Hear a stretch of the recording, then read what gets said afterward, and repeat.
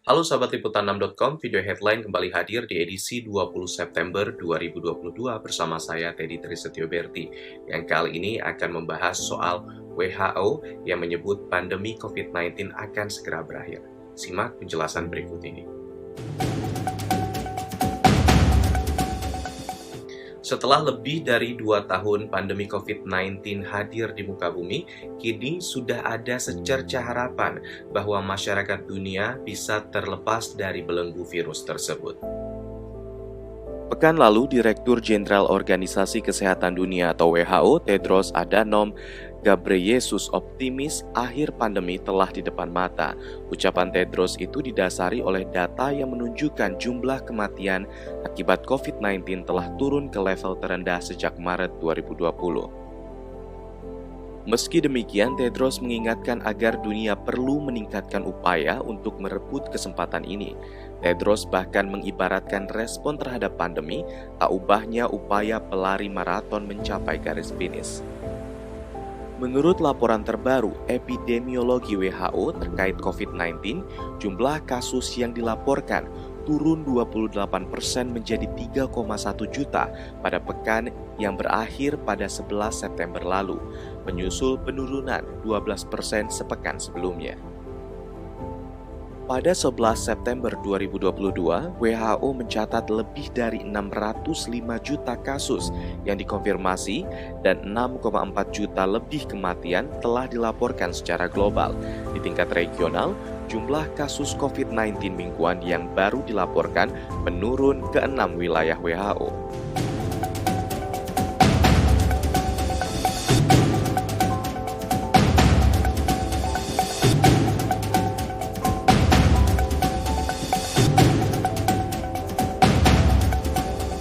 Di tanah air, juru bicara Kementerian Kesehatan Muhammad Syahril mengakui pernyataan WHO mengenai akhir pandemi telah di depan mata itu menjadi angin segar.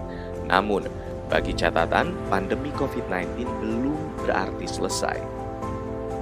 Menyoal laporan epidemiologi WHO terkait jumlah kasus COVID-19 dunia yang menunjukkan penurunan dalam beberapa pekan terakhir, Badan PBB itu telah memperingatkan bahwa anjloknya jumlah kasus itu bersifat seolah menipu. Ini karena banyaknya negara telah mengurangi tes COVID-19 dan mungkin tidak mendeteksi kasus-kasus yang tidak parah. Sejak awal pandemi, WHO telah mencatat lebih dari 605 juta kasus infeksi dan sekitar 6,4 juta kasus kematian. Meskipun kedua angka tersebut juga diyakini di bawah jumlah kasus sebenarnya. Ketua Teknis COVID-19 WHO Maria van Kerkhove menyinggung mengenai kemungkinan adanya infeksi baru yang mirip dengan COVID-19 dan dengan pola yang sama di masa depan. Maka dari itu, van Kerkhove mengingatkan agar kita masih perlu berhati-hati dan mempersiapkan diri.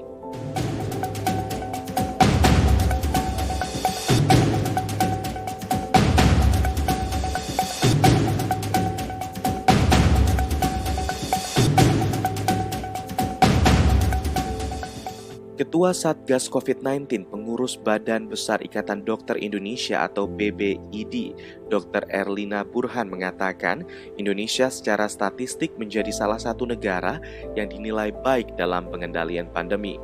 Data Kementerian Kesehatan atau Kemenkes menunjukkan tren COVID-19 di Indonesia sudah melandai. Terjadi penurunan kasus konfirmasi positif, kasus aktif hingga perawatan pasien COVID-19.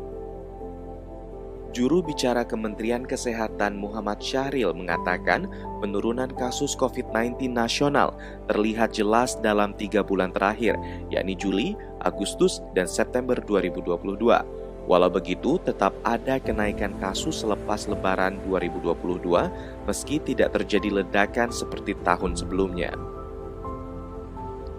Berdasarkan laporan harian COVID-19 Kementerian Kesehatan per 17 September 2022, terlihat penurunan kasus COVID-19 dalam 2 minggu terakhir.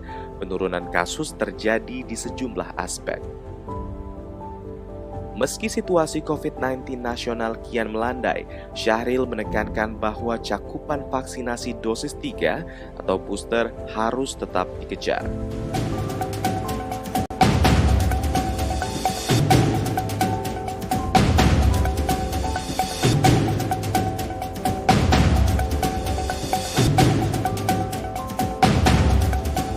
Adapun pendapat WHO bahwa akhir pandemi telah di depan mata dimaknai sebagai prediksi oleh Ketua Satgas COVID-19 ini.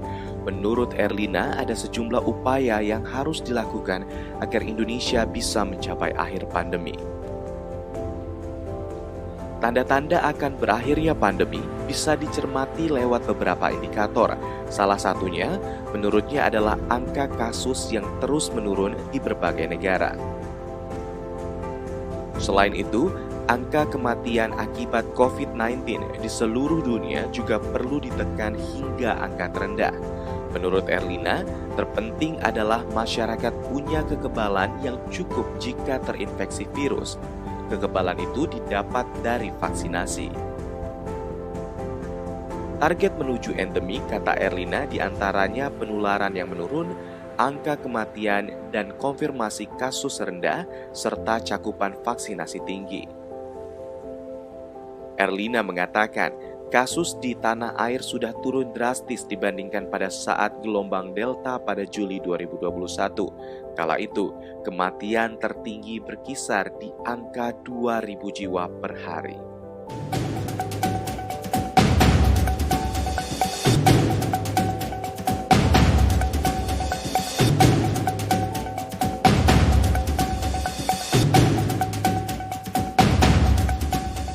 Demikian video headline hari ini, saya Teddy Trisetyo Berti undur diri dan sampai jumpa.